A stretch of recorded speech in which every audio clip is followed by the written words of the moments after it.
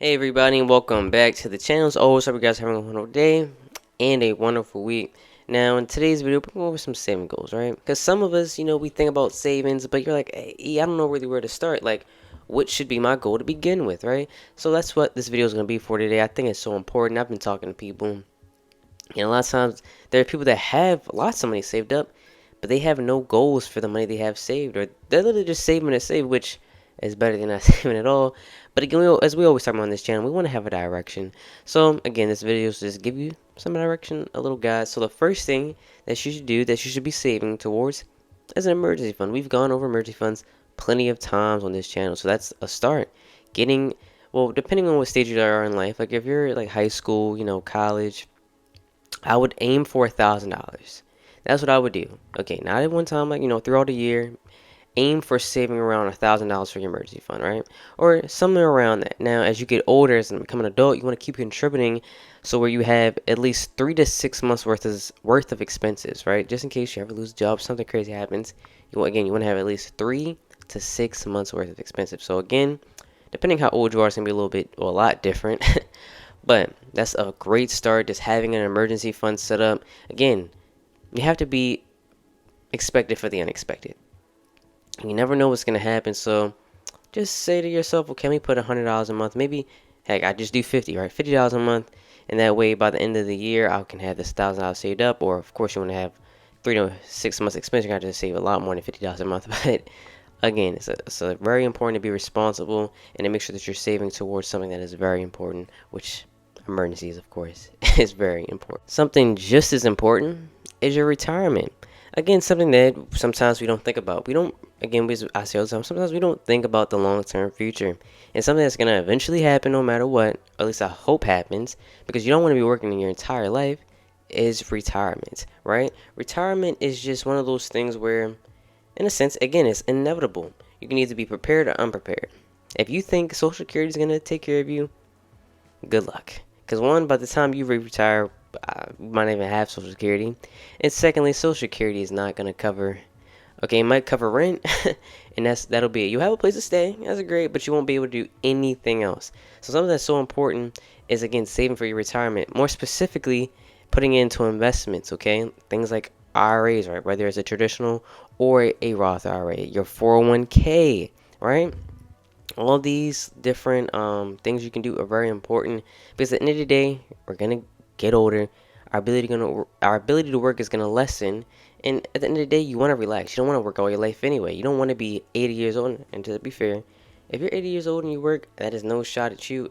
Again, a lot of the times, like our older generation, they weren't brought up in a financial, like a good financial aptitude, right?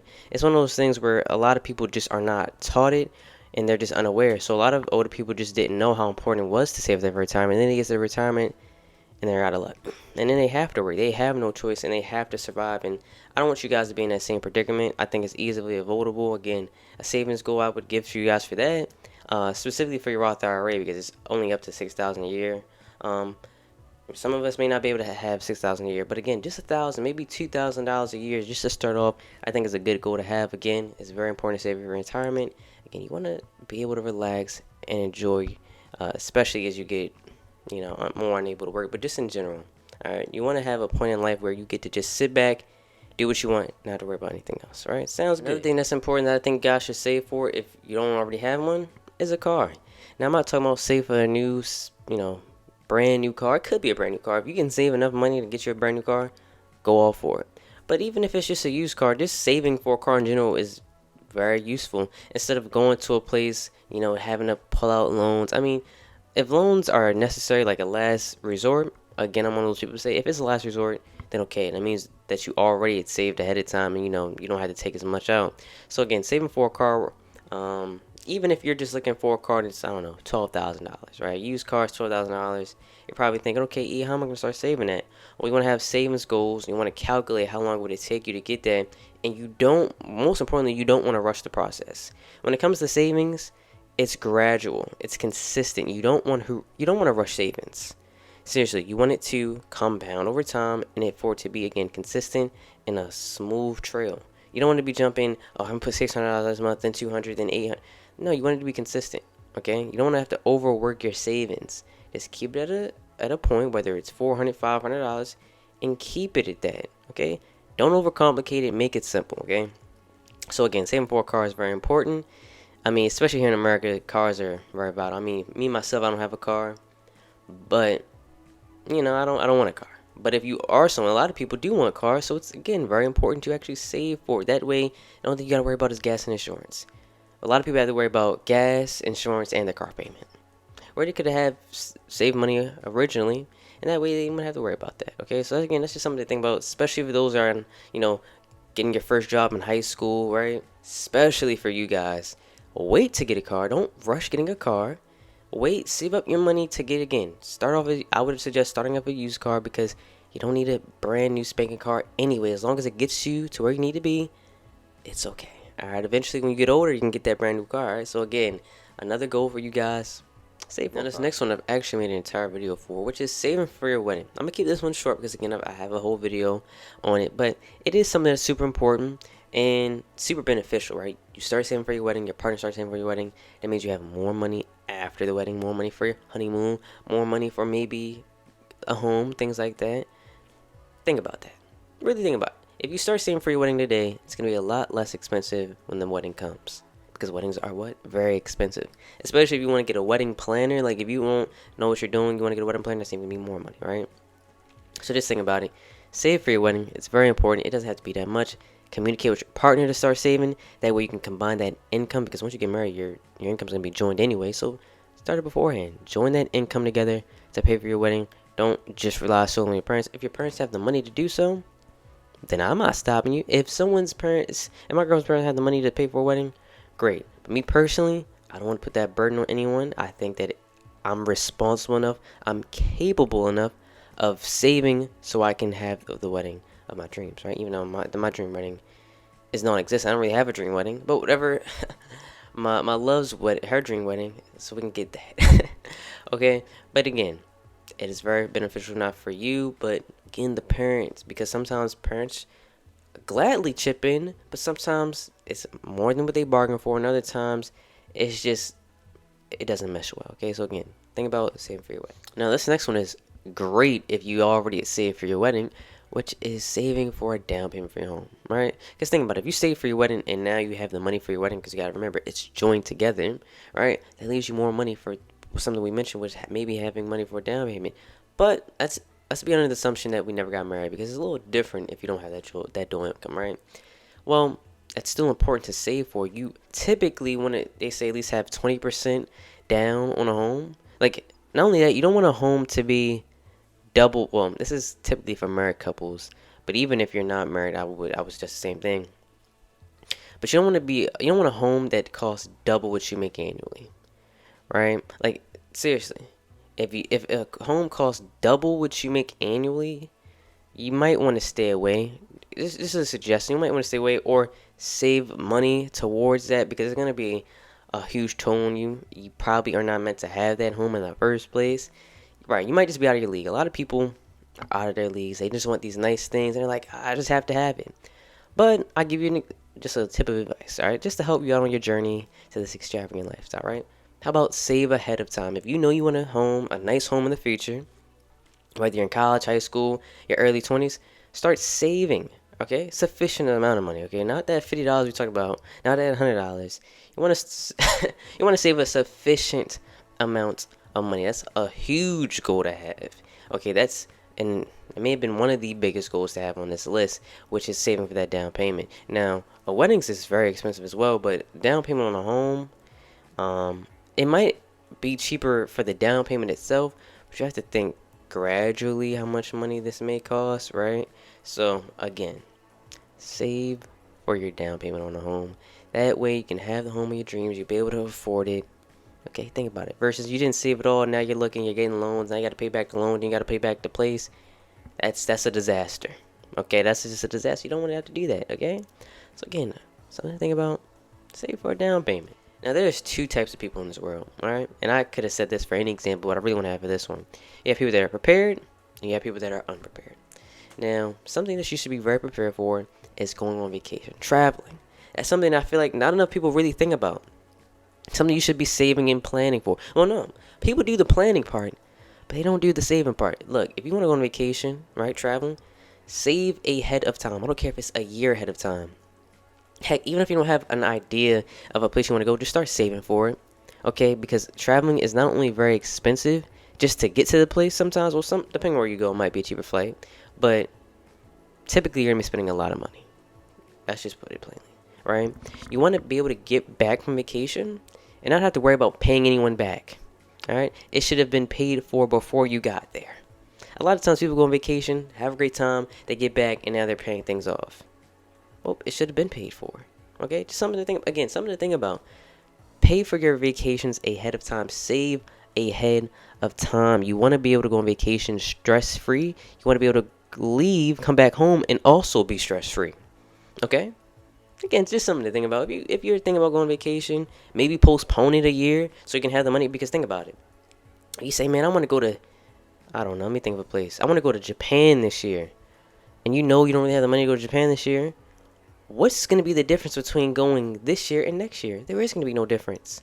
So you're better off just going the next year. It's going to be okay if you don't go this year. Because guess what? If let's say you do decide, nah, I have to go this year. Are you going next year? No, right? So no matter what you decide to do, we're going to miss out on a year of going to Japan. So again, we got to be patient. We got to be postpone our happiness sometimes to ensure further happiness. Because if you wait a year, now not only you're happily at Japan, when you get back home, you're happy because you ain't got to worry about paying nothing back. Again, so I'll say it one more time. Please save for your vacations. Please save for your traveling. Now this next one does not have to be parents, but I really want to get it through to parents for this one because for me myself, someone like a high school student, you should also start saving for your education, right? If you're a college student, save for your education. It's all very important. But there's only so much we can do, right? Let's just be honest. Anyone who's a high school, anyone who's a college student, there's only so much we can do. There's only so much we can save. But you know who has the ability to start saving way ahead of time? Parents. You should be saving for your kids' education, I would say, before they're born, respectfully, right? If you're married to someone, kids is something you imagine in the future, I would start saving for the kids ahead of having the kids. And even if not that, at least as soon as they hit, as soon as they hit grade school, at least. All right, if you don't want to start when they're a baby, at least when they hit grade school, you should start saving for college. Okay? If it's not college, just literally their education. Let's say they never go to college. Well, two things. You have more money saved up for them when they get in the adult world, or you can never tell them and save it for yourself. Right? But don't do that. You could put it towards like a retirement account or something like that, right? Right, like a custodial account if they decide they don't want to go to college, or you can hold it for a few years just in case they ever decide to change their mind. All right, it's just being a responsible and loving parent. It does, because think about it. You're probably thinking, I don't really have all the money, right? If you're okay, I don't have the math on the side of my head, but let's just do something real quick, okay?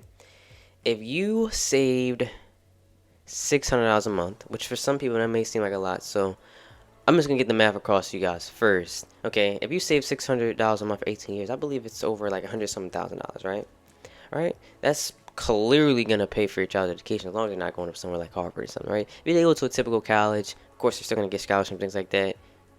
It'll be sufficient amount of money. You may be able to pay for two kids' education, right? Let's say you can't do that. Let's say it's just $400 to $200. Well, look, you might be around $70,000. You might be around $80,000. That's still a lot of money. You have to think about time. Think long term. Compounding, right? We talk about consistently saving money over time. So if I'm consistently saving, okay, we'll just go stick it $200 a month, right? For 12 months every single year. Just do the math.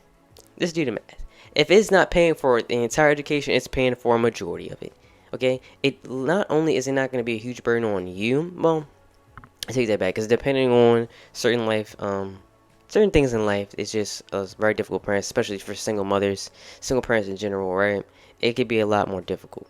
I understand.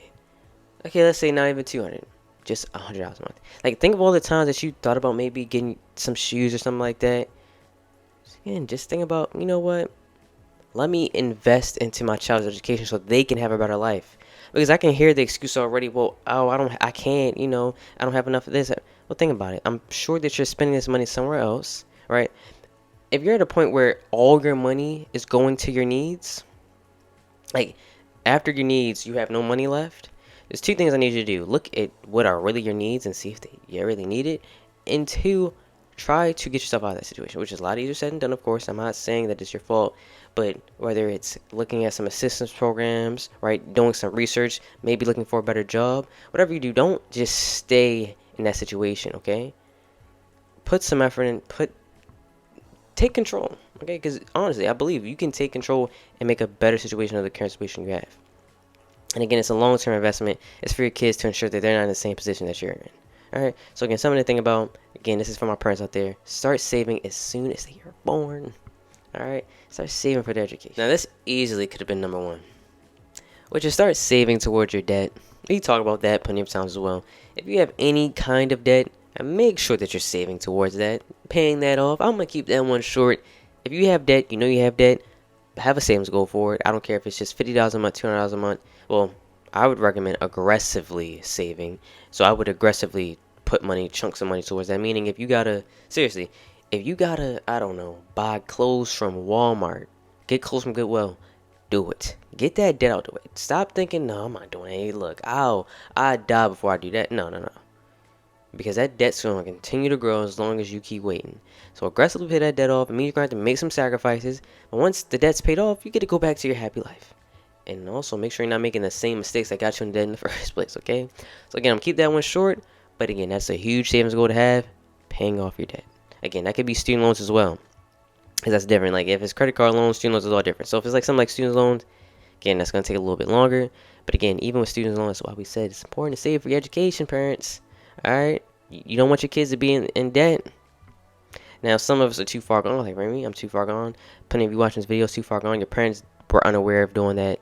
So you're kind of left to yourself to figure it out. Alright, let's just be honest. Right, we're kind of left for ourselves to figure it out. But for you guys, to make sure that you don't get in that student loan debt, if possible, many scholarships we can. I'll give you a quick plug. Scholarships.com. Alright, fastweb.com. Just literally find as many scholarships as you can possible. But that's not what this video is about. Alright, again. If it's just student loan payments, whether it's credit card payments, again, make sure that you're paying that off. Alright? Which is why it's important to have savings goals for those. Now, the next one is any major purchases, whether it's, because we talked about travel, right? It could have been combined with travel. Well, that is a major purchase. But think of things like fun things you want to do, whether it's a concert, someone's birthday, Christmas. That should be in your budget to start saving towards. Because those things are inevitable. If you know you want to go on a concert, well, let me start saving for that concert. If you know you're going to get someone for their birthday, something for their birthday, start saving months ahead of time for their birthday, right? Really think of these things. It's important to start saving, again, because it's one of those things where you're going to spend money regardless, whether you save or you don't save. But if you had saved money ahead of time, you do not have to worry about how am I going to pay this back. You have money literally in place for that. Again, that's just the smartest thing you can do. Because what happens when you don't do that, right? Let's say I spent $100 here for someone's birthday, but I also spent $100 over here for myself. Now, if I would have saved $100, what would have happened was that $100 spent on myself would have been saved. I wouldn't have spent that, and I would have kept it for the other person. So instead of spending $100, I spent $200. That's literally how it goes. Instead of when you save, you have to think of it like this. You have to sacrifice as well. So you can't just be spending all the money that you're saving. If I save $200 a month, right, and I get paid, give me an example. If I save $200 a month, I get paid $600, but I spend $900 a month. Am I saving anything at all? No, I'm not. Because yeah, the $200, if I got paid $600 and I spent $800, well, the $200 I saved covers that, meaning I don't have anything saved at all. But an extra $100, that means I actually lost $100. So even if we went to the $800, well, that just means I didn't save anything at all. Again, when you save, you have to sacrifice, meaning you have to spend less money, all right? For some reason, that's a little bit confusing for some people. So I just want to clarify that. But again, these special occasions, holidays, concert, whatever major purchase, something fun you want to do, again, something also you should be saving. And lastly, something that I don't think too many of us do too much, which is just saving so we can donate it. Yeah, save money so you can give it away. I know, right? Crazy.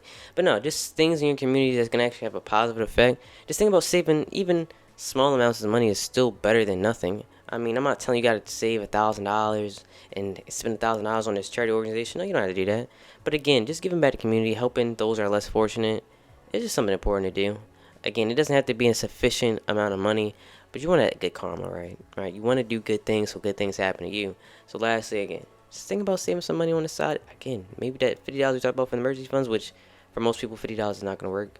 I'm in a situation where $50 works. Again, when you're older, you're gonna have to save more than $50 a month, just so you know. But that $50 we took from emergency, that's we could also save $50 maybe just to donate to charity throughout the whole year. Which is, you probably, some of you are thinking, donate only $50. Well, how many of you donate at all? Let's be honest. Y'all get to the register, y'all don't even round up sometimes. Well, most of the time, y'all don't even round up. So even if it's just $50 or $100 just for the entire year, again, that's a lot better than not doing it all, because there's a lot of people that don't donate. It's probably some of you. Some of you donate, most of you don't. I know you don't. And if you do, I apologize. Alright, but anyway, that's it for the video. Hope you guys enjoyed. As always, say spread the knowledge and share the video, please. As always, it only takes 2 seconds. 1 second to like, 2 seconds to subscribe. Hope you guys enjoy the rest of your day, the rest of your week, and peace out.